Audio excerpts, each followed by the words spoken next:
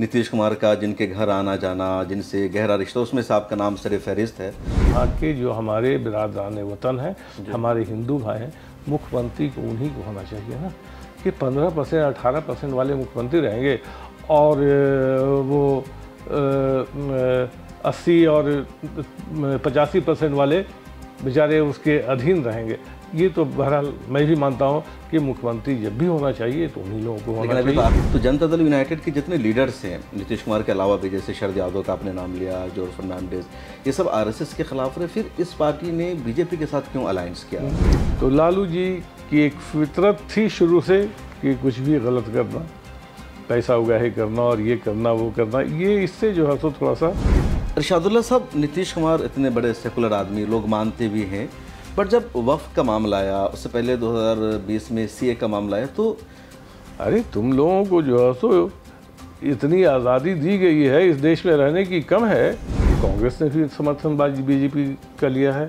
कांग्रेस ने एक बार कांग्रेस ने भी। लालू प्रसाद यादव ने एडवाणी की यात्रा को बिहार में रोका, तो नीतीश कुमार और लालू प्रसाद, इन दोनों में कौन बड़ा सेकुलर है? ये वाकई मैं ये कहूँगा कि अगर कॉमनल इस देश में था तो कांग्रेस था। तब ये कहा जा रहा है कि जनता दल यूनाइटेड ने इमारत शरिया को 2 टुकड़ों में तकसीम कर दिया। मैं एक आलिम नहीं हूँ, कोई मुफ्ती नहीं हूँ, मैं कोई काजी नहीं हूँ कि मैं कोई फतवा दे सकूँ जी। आज ये कोई भी शराब पी करके या तो नशा आएगा तो घर में सोएगा, कहीं बाहर में वो जो है सो शराब पी करके कहीं नहीं टगेगा या सरेआम कहीं जा करके शराब पी रहा घर में कहाँ से शराब पिएगा वो, जब शराब बैन है? तो कि न खंजर पे कहीं खून, न दामन पे तो कहीं दाग, तुम कत्ल करो हो या करामात। नीतीश कुमार का मुसलमानों के लिए ऐसा कौन सा यूनिक काम है जो दूसरे स्टेट में नहीं हुआ या दूसरी सरकार ने नहीं किया? इरशादुल्ला साहब, मुसलमानों ने बड़ा सपोर्ट भी किया, और जब 2005 के बाद मदरसा के टीचर्स की तनख्वाह बढ़ी, कुछ नए मदरसों को मंजूरी मिली। नहीं, आपने क्या कहा कि मुसलमानों ने बहुत सपोर्ट किया? अस्सलाम वालेकुम रहमतुल्लाहि व बरकातुहू। मैं हूं शम्स तबरेज़ कासमी और मिल्लत टाइम्स का इंतखाबी सफ़र लगातार जारी है। इस वक्त मैं मौजूद हूं पटना में, और पटना में मेरे साथ हैं जनाब इरशादुल्ला साहब। अब बिहार वक्फ बोर्ड के चेयरमैन हैं और बिहार के मौजूदा वज़ीर आला नीतीश कुमार के जो लोग करीबी हैं, काफ़ी ज़माने से, जवानी के दिनों से उनके साथ रहे हैं, उनमें एक बड़ा नाम है इरशादुल्ला साहब का। और नीतीश कुमार ने अपना पॉलिटिकल सफ़र कैसे शुरू किया, उससे पहले क्या कर रहे थे, उन सब चीज़ों के वो बराह रास्त गवाह हैं, और शुरू में उनका जो रिश्ता बना वो अभी तक बाकी है। नीतीश कुमार की मुसलमान तारीफ़ भी करते हैं और कई मरतबा मुसलमान उनको वोट भी नहीं करते। मुसलमानों से उनका शिकवा भी है, मुसलमान भी उनसे शिकायत करते हैं। बिहार असम्बली 2025 पूरे ज़ोरों शोर के साथ जारी है और हर एक अलायंस अपनी जीत का दावा कर रहा है। नीतीश कुमार ने पिछली मरतबा 11 मुसलमानों को टिकट दिया, इस मरतबा भी 4 मुसलमानों को अपनी पार्टी से टिकट दिया। उनकी पार्टी से कई मुसलमान एमएलए भी हैं। अब जानेंगे कि 2025 में नीतीश कुमार मुसलमानों को क्या देने वाले हैं, मुसलमानों के लिए नीतीश कुमार ने पिछले 20 सालों में कितना काम किया और क्या कुछ उनसे उम्मीदें वाबस्ता है। तो इन तमाम सवालों का जवाब हम जानेंगे इरशादुल्ला साहब से। मिल्लत टाइम्स में खैर मकदम, खुश आमदीद आपका।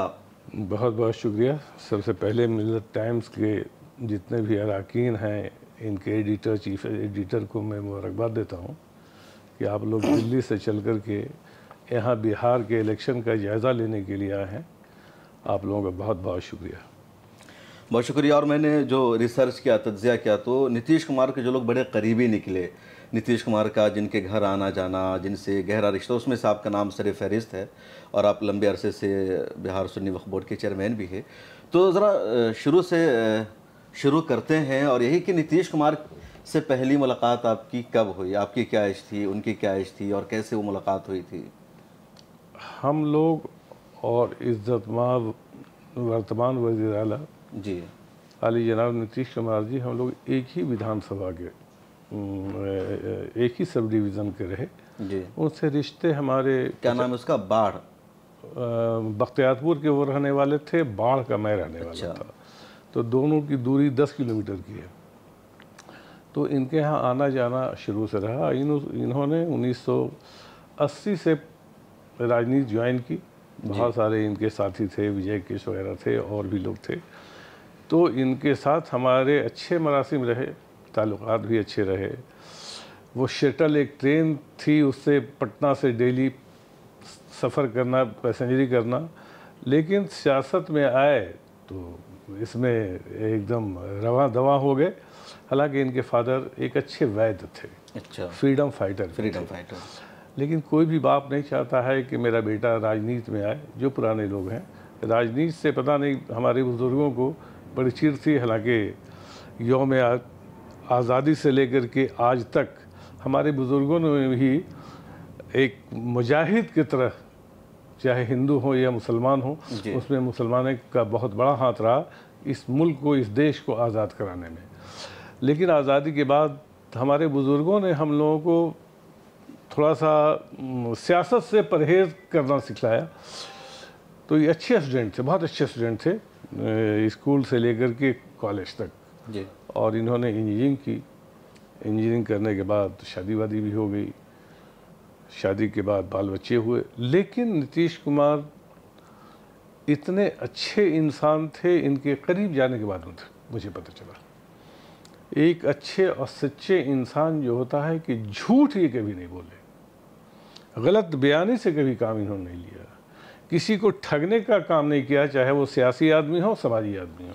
पहले या आपकी बात बता रहे हैं? पहले शुरू से मैं बतला रहा हूँ, इनकी इब्तदाई सियासी ज़िंदगी की बात मैं बतला रहा हूँ कि सारे लोग ये कहते हैं कि ये झूठ इस आदमी से बर्दाश्त नहीं होता था कि कोई गलत बोलता था तो ये टोक दिया करते थे, कि रोक दिया करते थे कि ये गलत है। ये बेबाक इंसान थे जी। और शुरू से एक सेवा भाव, खिदमत खल्क का जो है सो इनका जो है तो जो मैंने सुना और मैंने जो देखा जी। तो 1974 के बाद इन लोग स्टूडेंट मूवमेंट के बाद छात्र आंदोलन में ये लोग कूदे और फिर ये समाजवादी से जो है तो इन लोगों ने सोशलिस्ट से राजनीति शुरू किए और उसी में ये 90 में विधायक हुए, लालू जी भी विधायक हुए और भी सारे लोग, उसी में सरकार बनी 90 में जनता दल की जी। उसमें ये भी आए। किसी बिना पे सरकार में जब कुछ होता है, आपस में बदनज़मी जी, तो ये आदमी एक कैरेक्टर वाले थे कि गलत हम ना करेंगे ना करने देंगे। तो लालू जी की एक फितरत थी शुरू से कि कुछ भी गलत करना, पैसा उगाही करना और ये करना वो करना, ये इससे जो है तो थोड़ा सा हमेशा ये रोकने की कोशिश किया। आखिर इनकी बातें नहीं मानी गई, इन्होंने रिज़ाइन कर दिया अपने पोस्ट से, पार्टी से और पार्टी जनता दल से, जनता दल से इन्होंने रिज़ाइन कर दिया और अपनी एक पार्टी समता पार्टी बनाई जी। उसमें हमारे इज़्ज़तमाब वज़ीर आला मौजूदा नीतीश कुमार जी, जॉर्ज साहब, शरद यादव जी, गफूर साहब, चीफ मिनिस्टर, अच्छा वो भी इस पार्टी में थे, अहमद आशफाक करीम साहब, ये सारे लोग और बहुत सारे लीडरान मिल करके एक समता पार्टी बनाई और समता पार्टी यहाँ से चुनाव लड़ी, 5-7 सीट विधानसभा जीते। फिर लोकसभा चुनाव हुआ, उसमें भी 2-3 सीट में कामयाबी इनको मिली जी। लास्ट में धीरे धीरे जो है सो ये शरद जी का जनता दल था जी, वो जनता दल यूनाइटेड में बन गया। जनता दल जो है जनता दल यूनाइटेड में मर्ज कर गया। उस वक्त से शरद जी, जॉर्ज फर्नांडिस साहब, ये सारे जितने वीर सिंह पटेल और भी बहुत सारे लीडर, इन लोग जो है सो जनता दल यूनाइटेड में एक जो अपोजिशन का रोल अदा करना शुरू कर दिया।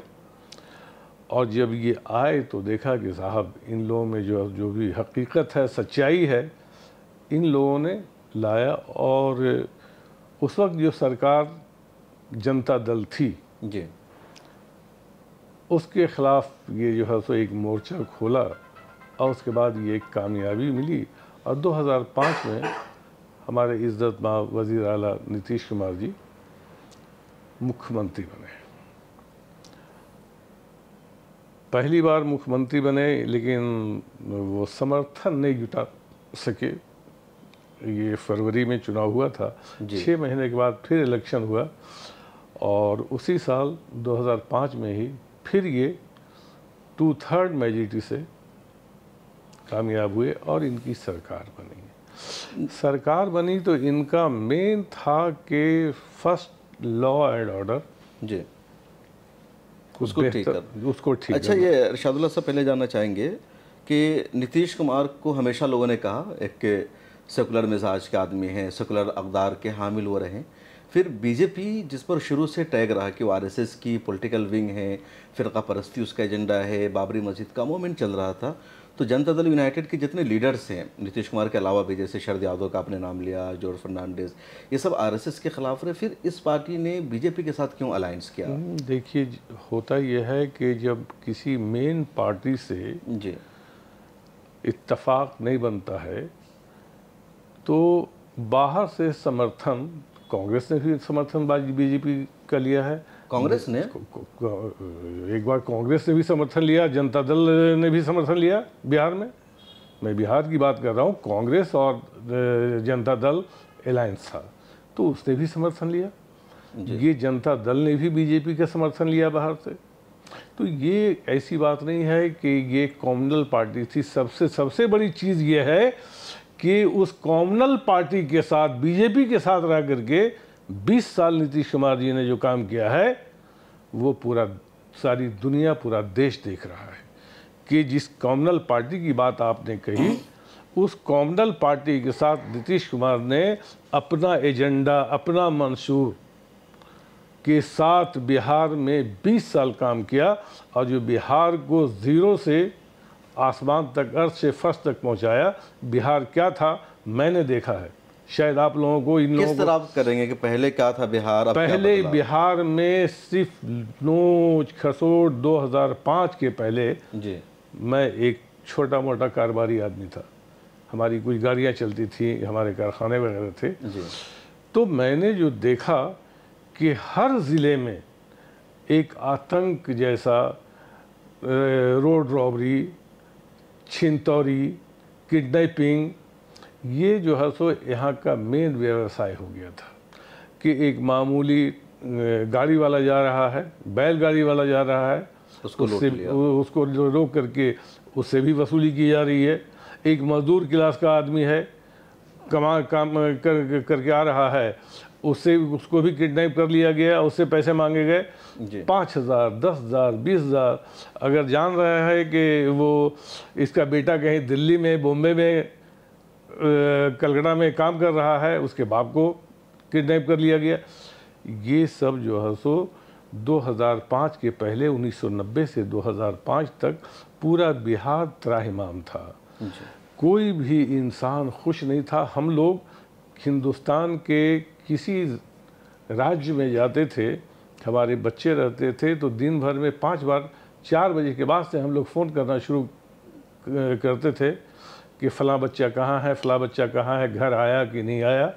हम लोग भी अगर बाहर निकलते थे तो हमारे वालिदैन, हमारे गार्जियन फ़िक्रमंद रहते थे कि मेरा बेटा अभी तक नहीं आया। ये 1990 से लेकर 2005 तक ये सिलसिला चलता रहा। नीतीश कुमार आए तो सबसे पहले इन्होंने जितने भी वो इस तरह के क्रिमिनल्स थे जी उस पे अंकुश लगाई, क्राइम को रुकवाया और ज़ीरो टॉलरेंस में क्राइम को जो है सो इन्होंने सबसे पहला काम ये किया। और उसके बाद तालीम से इन लोगों ने कि हमारे बिहार के बच्चे तालीम याफ्ता हों, तालीमी स्ट्रीम से जोड़ने के लिए मुसलमानों को की भी हौसला अफजाई की और हमारे जो करीब 77-78% हमारे यहाँ के जो हिंदुस्तान के जो समाज है, इन लोगों के लिए भी तालीम को आगे बढ़ाने की इन लोगों ने बहुत कोशिश की और उसमें कामयाबी मिली।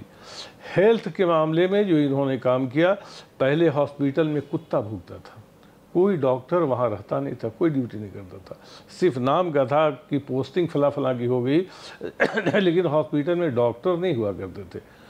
आज कोई भी सदर हॉस्पिटल, किसी भी ज़िले का हॉस्पिटल आप देखेंगे तो वहाँ जो है सो मरीज़ की भीड़ लगी रहती है, डॉक्टर्स अपनी ड्यूटी पे रहता है। नीतीश कुमार में से एक खूबी थी कि इन्होंने किसी का कुछ बिगाड़ा नहीं, नुकसान नहीं किया। अगर नुकसान किया तो जो क्रिमिनल्स थे, जो बाहुबली थे, जो बैड एलिमेंट्स थे, इन लोगों को रोका और क्राइम को कंट्रोल किया। नीतीश कुमार सेकुलरिज्म की बात अगर की जाए तो नीतीश कुमार पूरे देश में, पूरे मुल्क में अगर उंगली पे गिनी जाएगी 1, 2, 3 तो सफ़े अव्वल में नीतीश कुमार होंगे। लालू प्रसाद यादव और नीतीश कुमार दोनों साथी भी रहे हैं। लालू प्रसाद यादव ने एडवाणी की यात्रा को बिहार में रोका, तो नीतीश कुमार और लालू प्रसाद, इन दोनों में कौन बड़ा सेकुलर है? ये सबसे बड़ा ये पॉलिटिकल स्टंट था उनको अपनी राजनीति करने का। उनका सेकुलरिज्म एक दिखावा होता था लालू जी का। अच्छा, वो वोट के लिए जो है सो सेकुलर थे, और इनका सेकुलरिज्म था अमल से, कि जो भी करते थे अमल से। मैं आज आपको बतला दूं जी कि पूरे बिहार में हर ज़िले में एक आवासीय विद्यालय 550 बेड का, यूनिफॉर्म फ्री, खाना फ्री, सारी चीज़ें फ्री। इन बच्चों को नवोदय विद्यालय के तर्ज पे +2 तक स्कूल चलाया जा रहा है। हर ज़िले में एक मल्टीपर्पस बिल्डिंग, कसीरुल मकासद बिल्डिंग बनाई जा रही है, जहां वो कोचिंग इंस्टीट्यूट, शादियात वगैरह, ज़ायरीन के लिए ठहरने की जगह।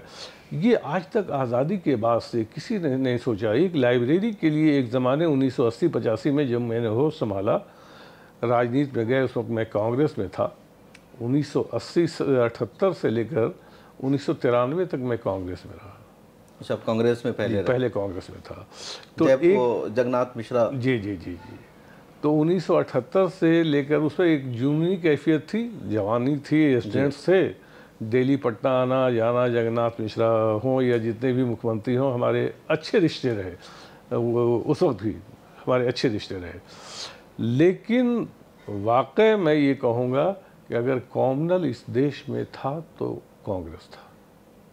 क्यों? कॉमनलिज्म की बुनियाद डाली, मैंने अपनी आंखों से देखा है। किसी सुनाई की बात मैं नहीं कर रहा हूँ। पर आप कहेंगे, जैसे कुछ आप मिसाल दें? मैं आज वो नेता मौजूद नहीं है। मैं एक बेगूसराय, एक ज़िला जी, एक इलेक्शन में मैं गया, तो वहाँ बहुत लच्छेदार भाषण, हम लोग भी भाषण सुन करके स्टेज पर मैं था, कह रहे क्या नेता है, मुसलमानों के लिए कितना अच्छा बोल रहा है। वहाँ से जब प्रोग्राम ख़त्म हुआ, वहाँ से सर्किट हाउस गए, तो वहाँ 8-10 आदमी, उसमें मैं भी था, एक सिंगल मुसलमान था सर्किट हाउस में, और बहुत सारे मंत्री संतरी जो भी था।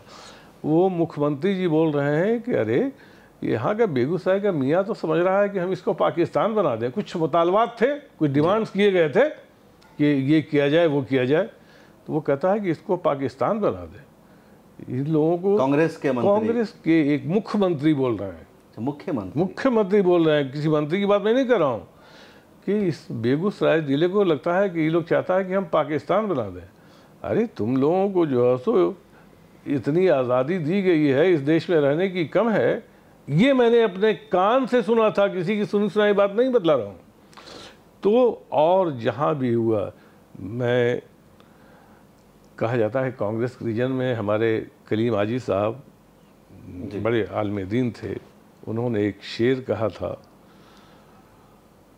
कि न खंजर पे कहीं खून, न दामन पे तो कहीं दाग, तुम कत्ल करो हो या करामात करो हो। उनका शेर जो है बहुत सटीक बैठता था। कांग्रेस के लिए कहा था उन्होंने, या इसी शेर था उसके लिए? नहीं, कांग्रेस पे ही उन्होंने कहा था। अच्छा, उन्होंने कांग्रेस पे ही कहा था। और जितने भी दंगे हुए, बड़े बड़े दंगे, कांग्रेस राज में, मैं आपको बतला दूं, चाहे भागलपुर दंगा हो, मैं आपको बतला रहा हूँ कि मैं, हमारी गाड़ियाँ बहुत थी उस वक्त, 30-40 गाड़ियाँ चल रही थी। बसें ना, वो ट्रक। वो आज गिरिडीह में कशीदगी है, तो बिहार शरीफ में राइट्स हो गया, तो सीतामढ़ी में कॉमनल दंगा हो गया। तो पहले तो बिहार और झारखंड एक ही था ना। तो हम लोगों का कोयले का कारोबार था और भी अपना कारोबार था, तो गाड़ियाँ हर स्टेट में जाती थी। तो अब ड्राइवर ये कह रहा है कि नहीं सर, हम गिरिडीह नहीं जाएंगे, वहाँ दंगा हो गया है। बिहार शरीफ नहीं जाएंगे, वहाँ कॉमनल कशीदगी है। सीतामढ़ी में राइट्स हो गया है। ये सुनते सुनते एक कारोबारी आदमी अपना नुकसान देख रहा है। उसके बाद गाड़ियाँ जब हमारी जाती थी तो वहाँ से एक ज़िला टपने के बाद दूसरे ज़िले में हज़ारों का जो है सो खर्च वो दिखलाता था बरियारी टैक्स। बरियारी टैक्स जी। ये क्या टैक्स होता है बरियारी? बरियारी जो है रंगबाजी टैक्स। अच्छा, रंगबाजी, ताकत वाली टैक्स कि गाड़ी यहाँ से गुजरेगा इतना टैक्स तुमको देना पड़ेगा। एक बाज़ार समिति टैक्स था, बाज़ार समिति टैक्स को ख़त्म किया गया तो बरियार समिति टैक्स देना पड़ता था। ये हज़ारों रुपया मैं चाहता हूँ इसलिए कि गाड़ियाँ हमारी चलती थी और ख़र्च मुझे लिखना पड़ता था, उसका हिसाब लेना पड़ता था। ये 1990 से लेकर 2005 तक दिल्ली का ये मामूल था कि उतना टैक्स 500 से लेकर के 1000 रुपया तक मुझे देना पड़ता था। लेकिन सबसे बड़ा मसला था कि जो किडनैपिंग का एक व्यवसाय चल पड़ा था जी हमारे इस बिहार में, कि एक आम आदमी, एक साधारण आदमी कहीं किसी का बेटा जॉब कर रहा हो, ये कहीं आपको मालूम हुआ कि आप टीचर हैं, रिटायर कर गए, आपको पेंशन मिलने वाला है, आपको उठा करके, हमारे एक मेरे भाई थे उनको पेंशन मिला था और पता किया कि वो गए हैं मास्टर्स ऑफ ड्रग किए हैं इतना पैसा, वो रास्ते से साइकिल से जा रहे थे उनका और उन्हीं के शागिर्द। लेकिन पहले आवाम वो रंगदारी कर, लेकिन अब पुलिस भी तो आजकल टैक्स वसूलती है, गाड़ियों को रोकती है, रिश्वत, करप्शन, पुलिस अब ये काम कर रही है। ऐसा है, जब से हम लोगों ने होश संभाला जी, ब्रिटिश टाइम से ही लोग बतलाते हैं कि पुलिस वालों का ये काम था, इसलिए कि तनख्वाह सबसे कम पुलिस वालों को दी जाती थी और आज भी तनख्वाह सबसे कम है पुलिस वालों को, जनरल लोगों से, एक टीचर से भी कम है पुलिस वालों की। तो लोग ये समझते थे कि पुलिस वाला अपना जो है तो पेट भर लेता है, कहीं और से उगाही कर करके। रह गई बात, क्राइम आप करेंगे और क्राइम करने के बाद उससे बचने के लिए कुछ ये करेंगे कि हमको बचा लिया जाए, तो जाहिर सी बात है कोई रिश्वत दीजिएगा या कोई रिश्वत लेगा तभी आपका काम करेगा। आपको अगर जायज़ काम करना है, हम लोगों को कहाँ कहीं दिक्कत हो, हर चीज़ अब ऑनलाइन है, एक मोटेशन ऑनलाइन है, कहीं ब्लॉक में कहीं आपको जाने की ज़रूरत नहीं है, एडमिशन कराना है ऑनलाइन है, तो हर चीज़ आज ऑनलाइन है। तो अगर रिश्वत देने के लिए जाते हैं तो गलत आपने किया है या गलत करवाना चाहते हैं तभी आपसे रिश्वत कोई लेगा। आपने बात की रिशादुल्लाह साहब की, जो लालू प्रसाद यादव का या कांग्रेस का दौर था, क्रिमिनल था, बड़े बड़े दंगे फसाद हुए। पिछले 20 सालों में हम मानते हैं बड़े फसादात नहीं हुए, 2-4 जगहों पर हुए, लेकिन मॉब लिंचिंग बहुत ज़्यादा हुई है, हेड क्राइम के वाक़ात सामने आए, मुसलमानों को कहीं पकड़ा गया, जय श्री राम का नारा लगवाया गया, मस्जिदों पर भगवा झंडे लहराए गए और इस तरह के वाक़ात लगातार ये हुआ है। मैं इसे तस्लीम करता हूँ, ये हुआ है कि मॉब लिंचिंग हमारे बिहार में नहीं हुआ है। बिहार में ना बिहार में नहीं हुआ है। बिहार में एक आध जगह अगर कहीं हुआ तो उसको सज़ा मिली। क्राइम को कोई नहीं रोक सकता, चाहे दुनिया की कोई भी कंट्री हो, क्राइम को कोई नहीं रोक सकता है। क्राइम होगा, हमारे हुजूर सल्लल्लाहु अलैहि वसल्लम के वक्त में भी क्राइम होता था, क्राइम को कोई, लेकिन आज सऊदीया जाएं वहाँ भी क्राइम होता है, मक्का मदीने में भी क्राइम होता है, लेकिन उसकी सज़ा है और फ़ौरन सज़ा है, फौरी तौर पे सज़ा दी जाती है। ये नहीं है कि 10-20 साल तक इंतज़ार किया जाता है, साल 6 महीने में उसको सज़ा दी जाती है। और वहाँ की सज़ा है कि हाथ काट लेना, सर कलम कर देना, हैंग कर देना। तो इससे वहाँ के लोग डरते हैं। आज आपको मालूम होगा कि मैं अभी अभी उम्रे से आ रहा हूँ, कल ही में हमारी वापसी है, कि एक एक दुकान 100 करोड़ 200 करोड़ सोना से भरा हुआ है। मक्का में मदीने में मैंने जो देखा, और उस दुकान को कोई बंद नहीं करता है, थोड़ा सा शटर गिरा, अजान हुई, नमाज पढ़ने चले गए, ये मैंने देखा। आज ये चीज़ मैंने देखा कि बचपन से हमने एक देहात बाढ़ जो सब डिवीज़न हमारा है, वहीं मैं पैदा हुआ, उसी कॉलेज में पढ़े, वहीं रहे। तो हम लोग परेशान थे उन शराबियों से। एक बाढ़ स्टेशन, बाढ़ बाज़ार स्टेशन और कई कचहरी चौक, 10 शराबी मिल जाता था, किसी शरीफ आदमी को कॉलर पकड़ करके कुछ पैसा छीन लेना, किसी को 2-4 झापड़ मार देना, किसी रिक्शा वाले को जो है तो 2 जूता डंडा मार देना, किसी टमटम वाले को, घोड़ा वाले को जो है तो। आज 2005 के बाद वही इंसान हमारे बाढ़ में बसते हैं। क्या मजाल है कि कहीं कोई पी करके वहाँ कोई बदमाशी कर सके। आज हमारे बाढ़ के लोग इतने शरीफ हो गए हैं कि एक शराबी नज़र नहीं आता है।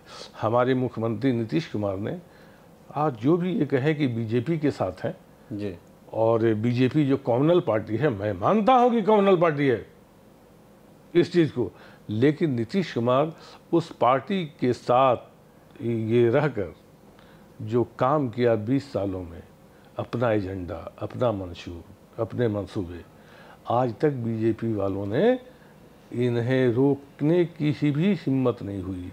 मैं ये कहूँगा, मैं डर रहा हूँ आने वाले दिनों में कि बिहार की आवाम, बिहार के मुसलमान जिस तरह से अमन, चैन, शांति और विकास बिहार में नीतीश कुमार के दौर में हुआ है, और ख़ास तौर से हम मुसलमानों को जो अमन, चैन, शांति, जो तहफ़्फ़ुज़ मिली है, अब हमारी उम्र 69-70 साल होने जा रही है।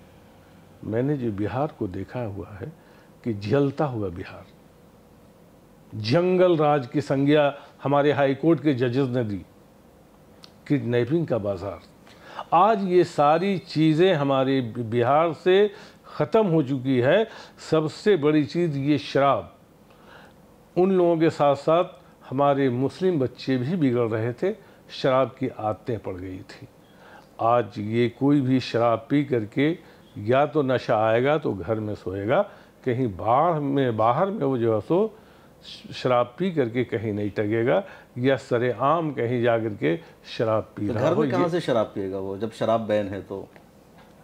एक्चुअली कोई भी चीज़ बैन है, बहुत सारे देशों में, बहुत सारे मुस्लिम ममालिक में भी बैन है, लेकिन कहीं ना कहीं से शराब दस्तयाब हो जाता है।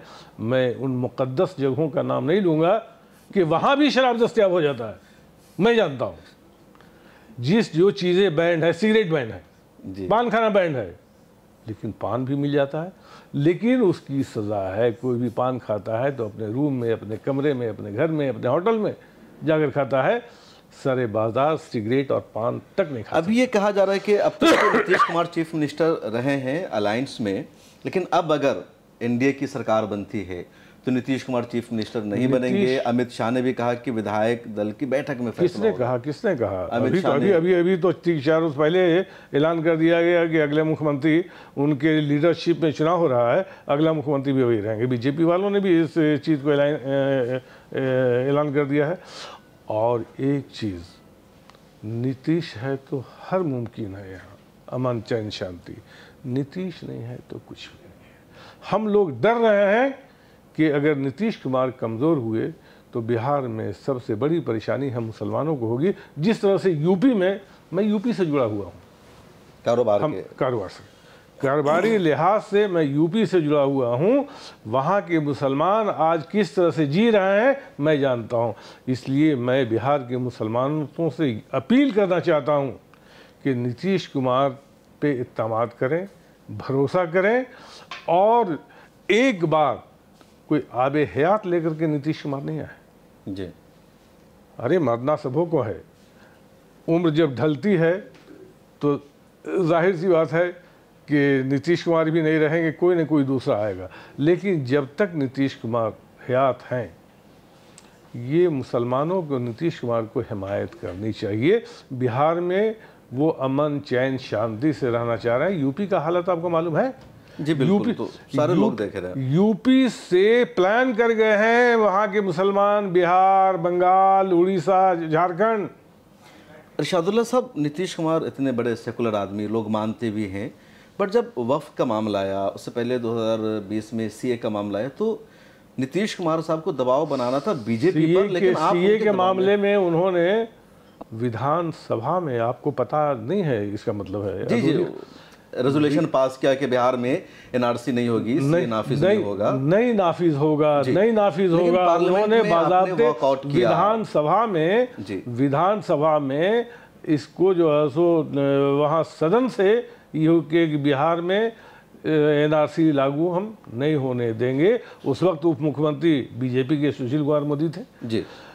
तो ये जो है सो मैंने पहले ही कहा कि अपना एजेंडा अपने मंशूर पे काम करते थे। कभी जो है पार्लियामेंट में तो बीजेपी का आपने सपोर्ट किया वॉकआउट करके, या भी वक्फ वाले मामले में हिमायत में वोट। ऐसा है। उस वक्त कुछ मजबूरियां थीं, या नीतीश कुमार इस चीज़ को नहीं समझ सके, या इनके कानों तक वो बात नहीं जा सकी। 2 रोज़ में ये मामला लोकसभा से लेकर राज्यसभा, राज्यसभा से लेकर पार्लियामेंट तक ये मामला आया। इनको अनभिज्ञता में रखी गई, इनको नहीं पता था। और जब पता हुआ तो बात पार्लियामेंट तक पहुंच चुकी थी, लोकसभा से लेकर के राज्यसभा तक पारित हो गया। अपने MPs को किस तरह से फटकार लगाई है इन्होंने, मैं जानता हूँ। ये सीए के मामले में या वक्फ के मामले में? हम वक्फ के मामले की बात मैं बतला रहा हूँ कि मैं वहाँ मौजूद था, आई विटनेस था कि अपने नेताओं को किस तरह से फटकार लगाई उन्होंने। लेकिन ये हुआ क्या कि उसके बावजूद भाषण तो जिनको देना था दे चुके, लोकसभा से पारित हो चुका, राज्यसभा से पारित हो चुका, मामला अब पार्लियामेंट में चला गया। वहाँ भी जो है सो ये हमारे मुख्यमंत्री को ये नहीं पता था कि इस तरह से समर्थन किया जाएगा, और समर्थन में इस तरह से वक्फ बिल के मतलब खिलाफ सपोर्ट किया जाएगा। कोई ये हमारे मुख्यमंत्री को पता नहीं थी। जी। जब पता चला तो इन्होंने बड़ी फटकार लगाई, और इनके दिल में ये बात थी कि जो है सो इसको हम अपने स्टेट में वक्फ अमेंडमेंट बिल को पारित होने नहीं देंगे। ये आज भी उनकी ये सोच है कि हम वक्फ अमेंडमेंट बिल जो बिहार में नाफिज नहीं होगा, बिहार में नाफिज नहीं होने देंगे। ये उनकी सोच है। नीतीश कुमार के जैसा सेक्युलर लीडर हिंदुस्तान में न पैदा हुआ है न होगा। पिछले 20 सालों में नीतीश कुमार का मुसलमानों के लिए ऐसा कौन सा यूनिक काम है जो दूसरे स्टेट में नहीं हुआ या दूसरी सरकार ने नहीं किया? आप किस स्टेट का रहने वाला है? बिहार का रहने वाला हूं। जब आप बिहार के, कितनी उम्र हो रही है आपकी?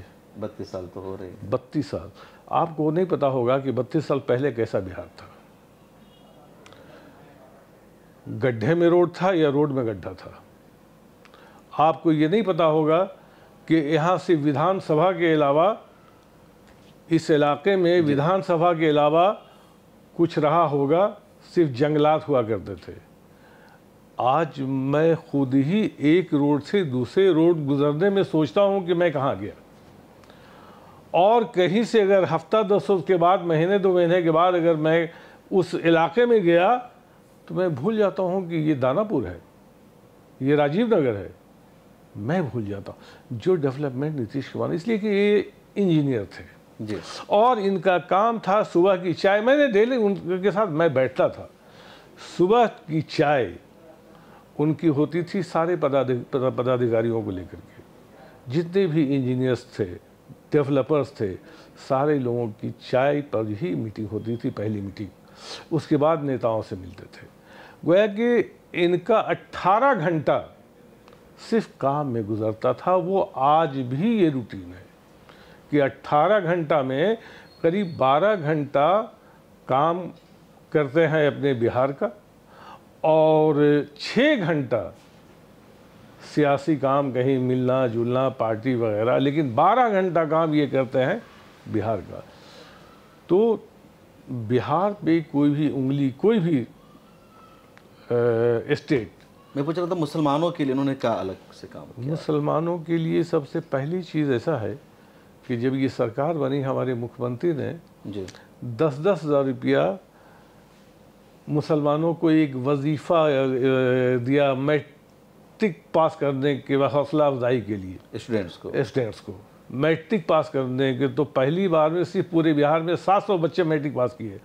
उसके बाद जो है सो करीब 27,000 बच्चों ने मैट्रिक पास किया। उसका ये असर हुआ, फर्स्ट डिवीज़न जी, जो फर्स्ट डिवीज़न से पास करता था उसको मुसलमानों को दिया गया। उसके बाद हमारे बिरादर वतन को भी हुआ कि किसी मुसलमानों को क्यों मिलेगा, तो सारे लोगों को किया गया कि नहीं, जो भी मैट्रिक पास करेगा फर्स्ट डिवीजन से उसको स्कॉलरशिप मिलेगा। लेकिन शुरुआत मुसलमानों से ही हुई। पोशाक योजना मुसलमानों के लिए हुई। आज हज भवन में देख रहे हैं जो बीपीएससी की कोचिंग चल रही है, हर साल करीब करीब उसमें पुलिस वाले और वो डीएसपी और ये बन रहे हैं, साल में करीब करीब 200-300 बच्चे जी। तो ये सारा खर्च सरकार का है और ये नीतीश कुमार का देन है। अब हम लोग स्टार्ट करने जा रहे हैं अंजुमन इस्लामिया में भी ये बीपीएससी कोचिंग जी, बीपीएससी कोचिंग। तो इतनी बड़ी बिल्डिंगें, हज भवन हो या अंजुमन इस्लामिया हो या हाई कोर्ट मज़ार में बिल्डिंगें जो बनाई गई हैं, मज़ार गली में बनाई गई हैं, अब तक तकरीबन 2400 करोड़ के बजट से मुसलमानों का बिहार में काम हो रहा है, जिसमें आवासीय विद्यालय है और मल्टीपर्पज़ बिल्डिंग है। आज तक मैंने ये कहीं नहीं सुना किसी भी स्टेट में कि सरकार अक़लियती समाज के लिए, मुसलमानों के लिए इतना बड़ा बजट उसके विकास के लिए, उसके डेवलपमेंट के लिए या तालीमी म्यार के लिए। मैं हर स्टेट में जाता हूँ और मैं देखता हूँ, लेकिन ये सरकार ये काम कर रही हो, ये सिर्फ बिहार में है। और नीतीश कुमार से एक बार मैंने यूँ ही कहा था कि सर ऐसा है कि अक़लियती समाज पर भी देखा जाए। उन्होंने बहुत जोर डांटा था जी कि आपने सच्चर कमेटी रिपोर्ट पढ़ी है, रंगनाथ मिश्रा कमीशन पढ़ा है, मुसलमान कहाँ चला गया है शाह साहब? आप लोग तो राजा हुआ करते थे, नवाब हुआ करते थे, ज़िम्मेदार हुआ करते थे, राजशाही भी गई, ज़िम्मेदारी भी गई, नवाबी भी गई। आज सिर्फ अगर मुसलमानों को तालीमी स्ट्रीम से नहीं जोड़ा जाएगा, शिक्षित नहीं किया जाएगा, तो मुसलमानों का विकास नहीं होगा। मुसलमानों को विकास देखना चाहते हैं तो सिर्फ उसको तालीमी स्ट्रीम से जोड़िए। और अगर हम ये 2005 के पहले की बात मैं बतला रहा हूँ, उन्होंने कहा था कि मुसलमानों का विकास अगर देखना चाहते हैं तो उन लोगों को जिस तरह से तबलीग होती है, तबलीग के तरह गरीब गुरबाओं में, कम पढ़े लिखों में, सुदूर देहात में आप जाएं और मुसलमानों में तबलीग करें कि बच्चों को शिक्षित बनाओ। मैं कहीं भी जाता हूँ, सियासी तकरीर कम करता हूँ, समाजी तकरीर, बच्चों को तालीमी अवेयरनेस लाने के लिए मैं उनके साथ, उनके वालिदैन के साथ, उन बच्चों को में बेदारी लाने के लिए मैं तालीम पे ज़्यादा ज़ोर देता हूँ। आज मुझे ज़रूरत अगर उसी की है, और जो नीतीश कुमार अक़लियती समाज के लिए, उन्हें नीतीश कुमार को क्या ज़रूरत थी हर ज़िले में एक आवासीय विद्यालय बनाने की? तो मुसलमानों, उनका ये कहना है कि अक़लियती समाज के बच्चे, मुस्लिम बच्चे अगर तालीम याफ्ता हो जाएंगे तो इस देश के सारे लोगों से कदम मिला करके चलने की क्षमता उसमें हो जाएगी और वो कामयाब होगा। इरशादुल्लाह साहब, जो माइनॉरिटी अदारे हैं, उर्दू एकेडमी, कोई अभी तक उसका सेक्रेटरी नहीं है, जो माइनॉरिटी कमीशन अभी हाल ही में उसका चेयरमैन बनाया गया, पहले और भी कई सारे अदारे हैं खाली पड़े हैं, मदरसा बोर्ड भी काफ़ी दिनों तक यूँ ही रहा बगैर चेयरमैन के। आपके झारखंड में एक माइनॉरिटी अदारे नहीं है, बिहार चल रहा है या नहीं चल? अब आपने कहा कि वक्फ बोर्ड की कमेटी बनी हुई है जी, माइनॉरिटी कमीशन बना हुआ है, मदरसा बोर्ड बना हुआ है, उर्दू एडवाइजरी कमेटी बनी हुई है, ये सारी कमेटियाँ बनी हुई हैं। तो अब क्या चाहिए? अब तो ये वो उर्दू एकेडमी ही बन गया होता, लेकिन आचार संहिता लग जाने की वजह कर उसको रोक दिया गया। 4-5 सालों से अभी तक कोई नहीं है। नहीं, तो करीब 3 साल हो रहे हैं, मैं जान रहा हूँ, 3 साल से नहीं हुआ है। और जब भी इसके पहले लालू जी के साथ अलायंस था, इनके मुझसे वो लालू जी ने कहा मुझसे, मैं कोई लीडर नहीं हूँ, मैं एक छोटा सा अदना सा कार्यकर्ता हूँ जी। क्या कह रहे चेयरमैन साहब, वो वक्फ बोर्ड में लूट हो रहा है, कोई देखने वाला नहीं है, वो उसको वो बेच दिया, अली इमाम को बेच दिया, कौन कौन सबको बेच दिया। हम कहा कि शिया वक्फ बोर्ड का। तो शिया वक्फ बोर्ड क्या होता है? हम कहा आप ही का बनाया हुआ है सर। अच्छा, जो बिहार में जो शिया सुन्नी वक्फ बोर्ड लालू जी के पीरियड में हुआ, कब क्या था? उन्होंने क्या जरूरत पड़ी थी इसकी? अब खुश करने के लिए शियाओं को, जैसे दिल्ली में नहीं है और भी कई स्टेट में। अरे भाई, नहीं होना चाहिए जी। वो 100-150 वक्फ स्टेट है, 100-150 वक्फ एस्टेट और यहाँ 3000 वक्फ एस्टेट, क्या जरूरत थी 2 बोर्ड बनाने की? लेकिन उनको खुश करना था शियाओं को, तो अलग कर दिया। जब 2 मरतबा अलायंस हुआ आरजेडी के साथ, सरकार भी बनी 2015 में, तो चुनाव तो बाज़ाब्ता जब भी अलायंस हुआ, मैं आपको, आपने बात तो रोक दी हमारी, कहा कि ऐसा है कि 60% तो जितना भी माइनॉरिटीज़ का है हम लेंगे, 40% नीतीश लेगा, ऐसे ही मेरे सामने। हम कहा कि सर ये तो बड़े लोगों की बात है, इसमें हम क्या बोल सकते हैं। 60% क्या लेंगे मतलब? 60% जो भी है, चाहे वक्फ बोर्ड हो, हज कमेटी हो, माइटी कमीशन हो, उसमें 60% मेरी भागीदारी रहेगी, उनका आदमी रहेगा, हाँ, जिम्मेदार, और 40% जेडीयू रहेगा। उस पर भी 50-50% पर डिसाइड हो गया कि 50% आपके लोग रहेंगे, 50% हमारे लोग रहेंगे। लेकिन आज तक उन्होंने कोई कमेटी उनके यहाँ नहीं बन सकी कि आपस ही में ऐसा इंतशार पैदा हो गया, आपस ही में लोग लड़ झगड़ बैठे, लालू जी के आदमी अलग, रावड़ी जी के आदमी अलग, तेजस्वी के आदमी अलग, तेज प्रताप के अलग, मीसा भारती के अलग, ये सारे लोग आपस ही उनके घर ही में ये चलने लगा कि ये मेंबर हमारा रहेगा, वो चेयरमैन हमारा रहेगा, वो मेंबर हमारा रहेगा। इसी में आज तक लालू जी के पीरियड में करीब 2.5 साल रहा, 2.5 साल तक ये नहीं बन सका। अब आइए फिर एनडीए में आए हमारे मुख्यमंत्री जी। हमारे मुख्यमंत्री का था कि सब कुछ ले लो, लेकिन हम वक्फ बोर्ड, हज कमेटी, मदरसा बोर्ड, ये सब हम नहीं देंगे। इसलिए नीतीश कुमार को कल भी यकीन था, भरोसा था मुसलमानों पे, और आज भी क्या हम बतलाएं कि उस आदमी को वोट दिया गया हो या ना दिया गया हो, लेकिन नीतीश कुमार जी को आज भी अंधविश्वास, एक यकीन है मुसलमानों पे कि मुसलमान हमको धोखा नहीं देगा, मुसलमान हमको वोट देगा। हालांकि हमारे लीडरान बोलते हैं जेडीयू के जी कि मुसलमान वोट नहीं देता है, लेकिन नीतीश कुमार को ऐसा यकीन नहीं है। इन्होंने कभी अपनी जुबान से नहीं कहा कि मुसलमान वोट नहीं देता है, और मुसलमान इनको 10 से 15% तक वोट दिया, और इस बार भी 20 से 25% तक वोट इंशाल्लाह देगा। लेकिन अब तो नीतीश कुमार को लग रहा है कि शायद मुसलमान वोट नहीं दे रहे। 2020 में, मैं इस साल की बात बता रहा हूँ कि 2020 में 11 मुसलमानों को टिकट दिया नीतीश कुमार ने, एक को भी जीत नहीं मिली। इस इलेक्शन में सिर्फ 4 को टिकट दिया उन्होंने। ये हम मुसलमानों की एक सबसे गलत सोच है, ये हम लोगों की जाहिलियत है। हम लोगों को अपने आप में किसी को लीडर तस्लीम करना नहीं चाहते हैं। हर जात के लोग अपना अपना लीडर माना, अपना अपना लीडर बनाया, लेकिन मुसलमान कभी भी, ये आज से नहीं, हमारे हुजूर सल्लल्लाहु अलैहि वसल्लम के वक्त से ही, अंग्रेज़ों के वक्त से ही, और हमारे जितने भी मुगलिया दौर के लोग थे उन लोगों के वक्त से ही किसी को लीडर मुसलमानों ने नहीं माना। यही हम लोगों की बदनसीबी रही, और यही रोना रहा कि हमारे बिहार के आदमी आकर के किसी को लीडर मान लो। पासवान लोग अपना रामविलास जी को मुसलमान नीतीश कुमार को मानते हैं, लालू प्रसाद को मानते हैं लीडर अपना। ऐसा है। ये तो जब हम यहाँ 15% और 18% में है, तो जाहिर सी बात है कि यहाँ कोई मुख्यमंत्री मुसलमान बाई चांस बना दिया जा सकता है। लेकिन है कि यहाँ के जो हमारे बिरादरान वतन हैं, हमारे हिंदू भाई हैं, मुख्यमंत्री को उन्हीं को होना चाहिए ना, कि 15% 18% वाले मुख्यमंत्री रहेंगे और वो 80 और 85% वाले बेचारे उसके अधीन रहेंगे। ये तो बहरहाल मैं भी मानता हूँ कि मुख्यमंत्री जब भी होना चाहिए तो उन्हीं लोगों को होना चाहिए। तो आप ही के पार्टी को इस पर एतराज़ हुआ। अभी जब प्रेस कॉन्फ्रेंस हुई आरजेडी की, पूरे महागठबंधन की, और उसमें नीतीश कुमार को, आपकी जगह तेजस्वी यादव को चीफ मिनिस्टर बनाया गया और कहा गया कि डिप्टी चीफ मिनिस्टर होंगे मुकेश सहनी।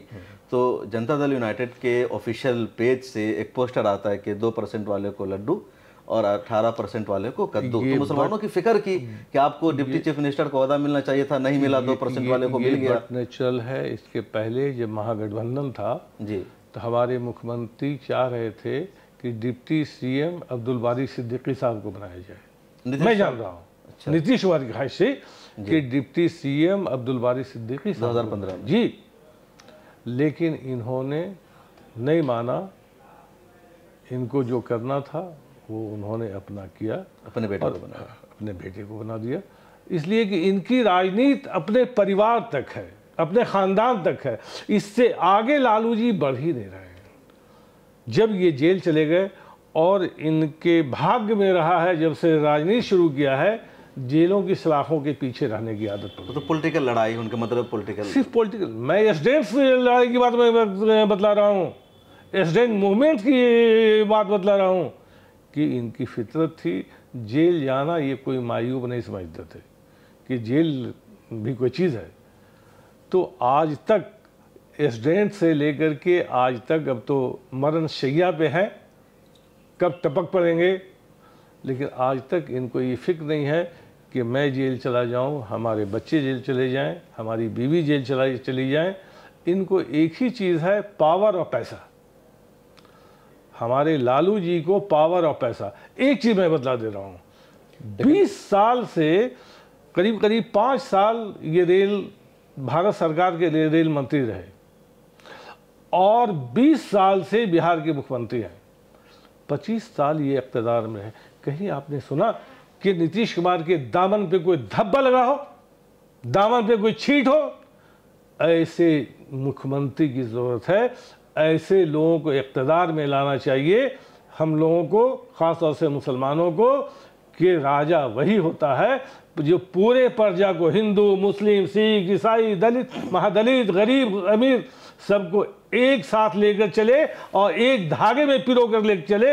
वैसे ही राजा बेहतर होता है, जो आज नीतीश कुमार बिहार में है। अरशदुल्ला साहब, मुसलमानों ने बड़ा सपोर्ट भी किया और जब 2005 के बाद मदरसा के टीचर्स की तनख्वाह बढ़ी, कुछ नए मदरसों को मंजूरी मिली। नहीं, आपने क्या कहा कि मुसलमानों ने बहुत सपोर्ट किया? नहीं, आपकी बात नहीं समझा मैंने कहा नीतीश कुमार को 2005 में मुसलमानों ने वोट किया, सपोर्ट किया, और कभी सपोर्ट नहीं किया। अच्छा, अब करें मुसलमानों ने कभी वोट? मैं बतला रहा हूं कि इन्होंने भाषण में ये कहा, 2005 की बात, 2010 की बात मैं बतला रहा हूं कि जहां मुसलमानों का पसीना बहेगा, नीतीश कुमार का खून बहेगा। ये मैं बतला रहा हूं कि नीतीश कुमार को एक अंधविश्वास था अक़लियतों के लिए, और सारे लोग ये कहते रहे कि मुसलमान वोट नहीं देता है। इनको बस एक ही था कि 2005 में तो वोट मिला, 2010 में मिला। 2010 में राजद का हश्र देखिए, अलायंस जब रहा। नहीं, 2010 में कहाँ अलायंस था? 2010 में मैं बतला रहा हूँ, मैं पार्टी में हूँ ना। 2010 में मैं ऐसा है जनाब, मैं पार्टी में हूँ। हर जगह का, हर बूथ का, हर विधानसभा का मुझे पता है 10 से 15% वोट मिला, 10 से 15%। लेकिन 2010 में तो ज़्यादा मिला, मेरा भी तज्जिया है। ना आरजेडी को भी मुसलमानों ने वोट नहीं किया था 2010 में। ऐसा है, 10 से 15%। कहीं कहीं जो मुस्लिम कैंडिडेट्स थे, जहाँ मुस्लिम कैंडिडेट्स थे, वहाँ पे जो है सो 25, 30, 40% वोट मिला। एमएलए भी बने इनके। हाँ, बने ही है। लेकिन धीरे धीरे ऐसा है, अपने पैर में कुल्हाड़ी मैंने खुद मारी है। अपने, आज भी मैं कह रहा हूं कि अगर 4 कैंडिडेट नीतीश कुमार ने दिए हैं, मुसलमान चारों को जीता करके भेजे। और देखिए, वहीं पर दिया है ना जहां पर ऑलरेडी एक दूसरा मुस्लिम कैंडिडेट है, सिटिंग एमएलए। जमा खान साहब का सिटिंग एमएलए था, है।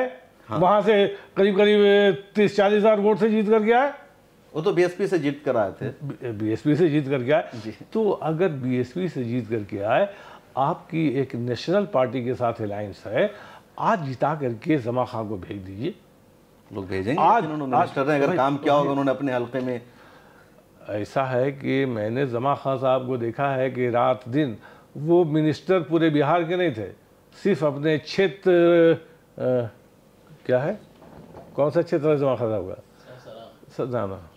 बहरहाल वो अपने क्षेत्र के मिनिस्टर थे। हफ्ते में 3 रोज 4 रोज अपने क्षेत्र में रहते थे और हफ्ते में 2 और 3 रोज पटना में रहते थे। मुख्यमंत्री ने कहा भी था कि आप मेरा वो सवाल था मदरसों को लेकर के कि नए मदरसों को मंजूरी नहीं दी गई, असातिज़ा की तनख्वाह बाद में रोक दी गई, नहीं बढ़ाई गई।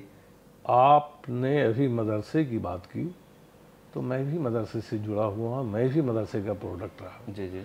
मैंने अपने आँखों से देखा है। इत्तफाक की बात है कि मैं उस वक्त पटने ही में था। कुछ मुतालबात थे मुसलमानों के, इसी मदरसे कुछ 100 तनख्वाह बढ़ाने की, 1000 नहीं, कुछ 100 तनख्वाह बढ़ाने की प्रोटेस्ट किया था। और उन लोगों ने जो है सो आ करके, क्या नाम है, ताली मोड़ पे इतनी लाठियां बरसाई गई थी, इतने लोगों के हाथ और पैर तोड़े गए थे कि मैंने अपने आंखों से देखा। मदरसा के टीचर्स चंद 100 मदरसे के टीचर्स को मिलता था कि अपना घर चलाना तो दूर की बात, शायद वो अपनी कफालत भी नहीं कर पाता था।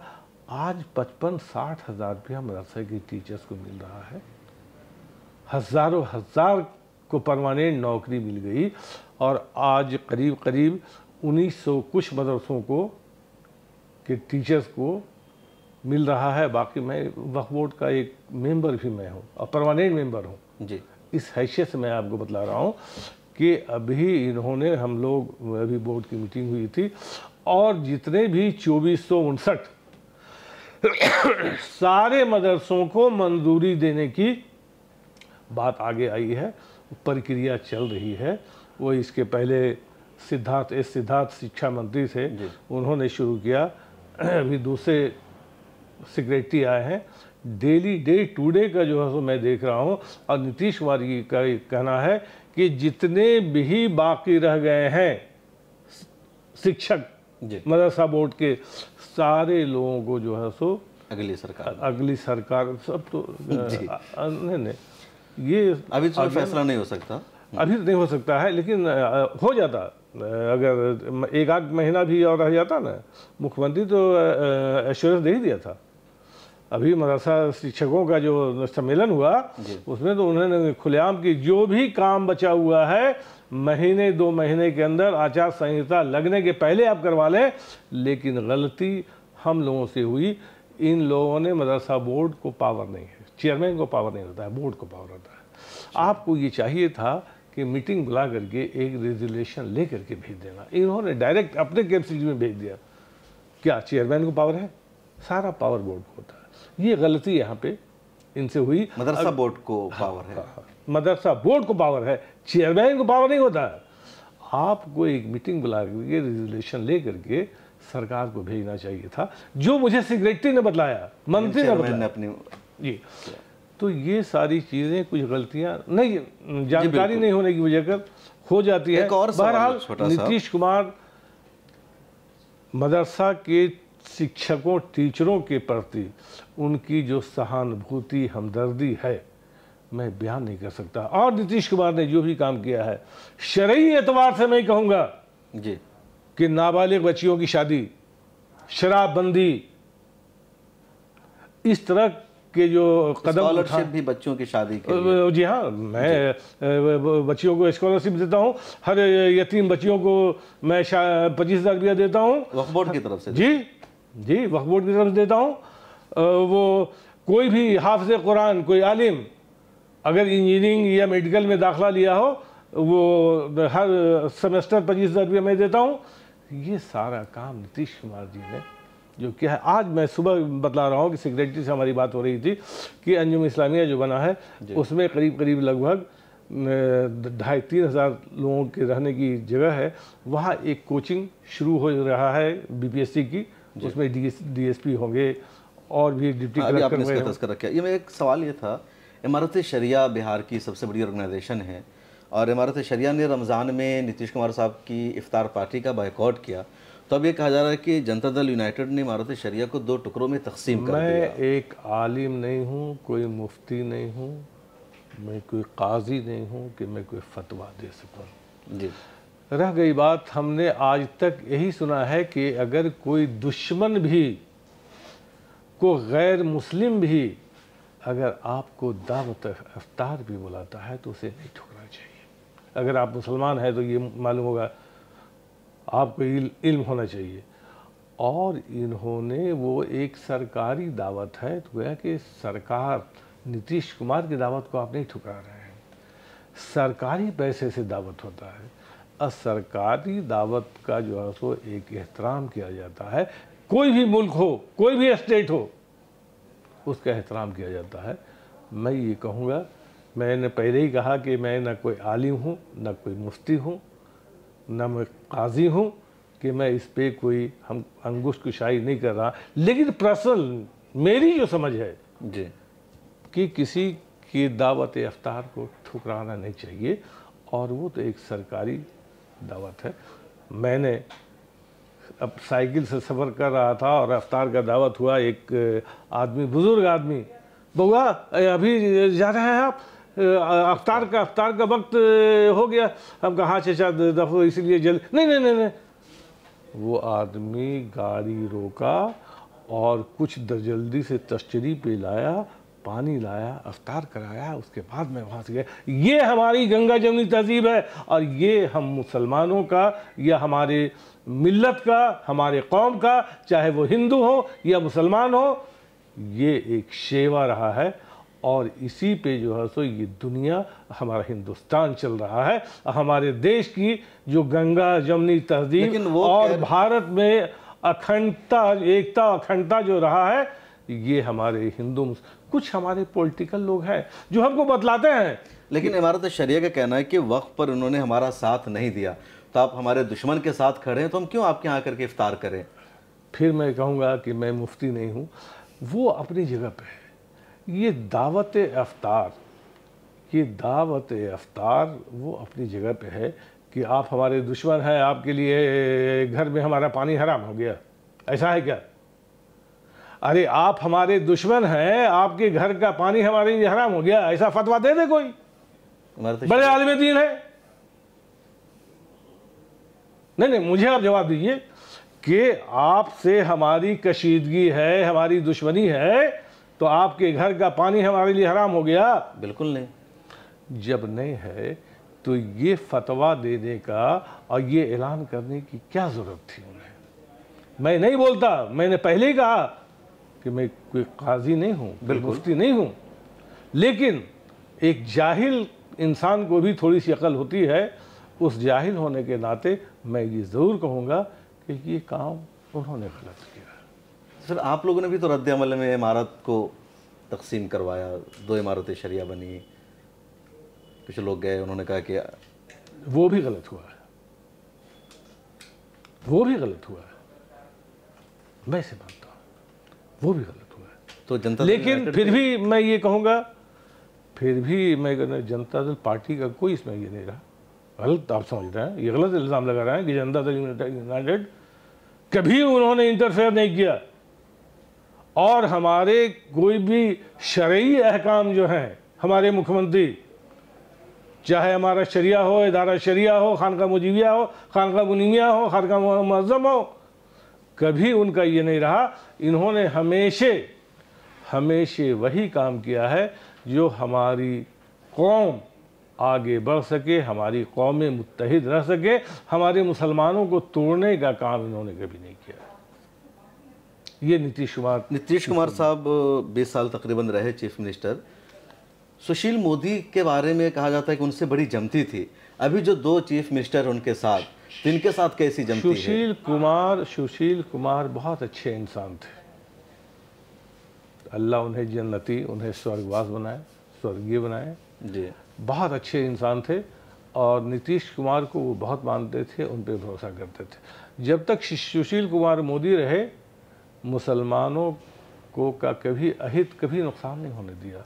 और कोई भी काम उनके दौर इक़्तिदार में, उनके रीजन में वो उप मुख्यमंत्री रहे, कोई भी काम मुसलमानों का नहीं रुका। इसलिए कि वित्त मंत्री थे वो।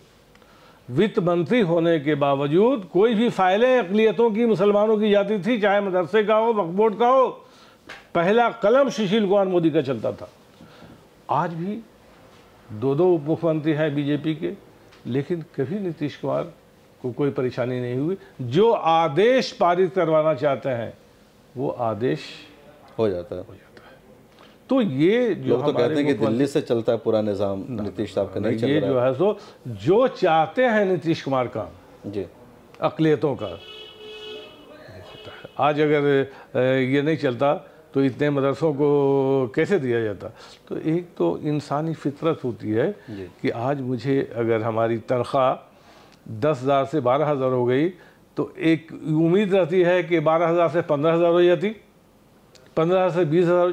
तो ये इंसानी फितरत है। तो आज अभी करीब करीब इतने मदरसों का जो है सो ये हुआ है। चुनाव के फौरी बाद मुझे नीतीश कुमार पे यकीन है कि ये मुख्यमंत्री अगर बन गए तो जितने भी इदारे हैं जो सारी क्राइटेरिया फुलफ़िल कर रहा हो, उन इदारों को जो है सो बिहार एजुकेशन बोर्ड की तरह इन लोगों को भी तनख्वाह मिलना शुरू हो जाएगा, बशर्ते कि नीतीश कुमार मुख्यमंत्री बन जाए। मैं ये चाहूँगा, मैं अपील फिर करना चाहूँगा कि बिहार में अमन चैन शांति, और जो ये बिजली आप देख रहे हैं जी। मैं बिजली अगर आती थी तो एक हल्ला होता है, बिजली आई, लोग मोबाइल चार्ज करने के लिए दौड़ते थे। आज बिजली जाती है तो ताज्जुब होता है, अरे बिजली कट भी गई। तो ये नीतीश कुमार का। अभी आप उमरा से लौटे हैं तो आपने क्या दुआ की नीतीश कुमार साहब के लिए? हाँ, मैंने दुआ की है कि बिहार में अमन चैन शांति लाना, बिहार में अमन चैन शांति रहे, और करीब करीब 20 सालों तक मुख्यमंत्री के दौरे इक़्तिदार में मुसलमानों ने अमन चैन शांति से गुजारी। मुसलमानों को, पूरे बिहार के साथ साथ मुसलमानों का भी विकास किया। मैं एक बार फिर चाहता हूँ अल्लाह तेरे नज़दीक कि बिहार में अमन चैन शांति लाना, और एक बार फिर से नीतीश कुमार को बिहार का बागडोर दे, और बिहार में मुख्यमंत्री नीतीश कुमार को फिर से एक बार बनाए कि 25 से 30 तक फिर से नीतीश कुमार मुख्यमंत्री रहें। और उसके बाद आगे, अब उस वक्त तक हम रहें ना रहें, अब हमारे बच्चे लोग देखेंगे, लेकिन नीतीश कुमार जब तक रहेंगे मुसलमानों का बाल बांका नहीं होगा। चाहे एनआरसी हो, सीए हो, वक्फ बिल हो, नीतीश कुमार को होना चाहिए, ये लाजमी है। इसलिए हर मुसलमानों को आज अगर कुछ जहन में बात है, कुछ तकलीफ़ें हैं किसी इशू पे, तो उसको भूल करके नीतीश कुमार को सपोर्ट करना चाहिए। एक एक वोट नीतीश कुमार के कैंडिडेट को मिलना चाहिए, चाहे वो हिंदू हो या मुसलमान हो। तभी बिहार में अमन चैन शांति और विकास हो सकता है। आगे जो है सो जैसे नोच घसोट, ये यहाँ दबंगई और वो वसूली वगैरह जो चलता था, वही फिर से शुरू हो जाएगी, जिसको लोग कोर्ट ने भी ये कहा था कि बिहार में जंगल राज चल रहा है। बिल्कुल। तो बहुत शुक्रिया। हम बातचीत कर रहे थे जनाब इरशादुल्लाह साहब से, नीतीश कुमार साहब के बेहद करीबी, उनके ख़ास आदमी, लंबे अरसे से बिहार वक्फ बोर्ड के चेयरमैन रहे, और नीतीश कुमार ने कैसे अपना सियासी सफ़र शुरू किया, कैसे नीतीश कुमार की सरकार रही, उन तमाम मुद्दों पर खुलकर उन्होंने बातचीत की। ये बात तो तकरीबन सभी मानते हैं कि नीतीश कुमार के 20 साल दौर इक़्तिदार में यकीनन मुसलमानों की तरक्की हुई, उनको कोई प्रॉब्लम नहीं हुई। कम्युनल वायलेंस पर, दंगे और फसादात पर उन्होंने काबू पाने की कोशिश की। और अब 2025 का असेंबली इलेक्शन है, इसमें नई सरकार बनती है या 20 सालों से जो सरकार थी बीच में कुछ वक्फे के साथ दोबारा वही रिपीट होगी? आपको क्या लगता है? आपके इलाके से कौन उम्मीदवार है? कमेंट सेक्शन में ज़रूर लिखिए। मुलाकात होगी किसी और शख्सियत के साथ। मुझे दीजिए इजाज़त। अल्लाह हाफ़िज़।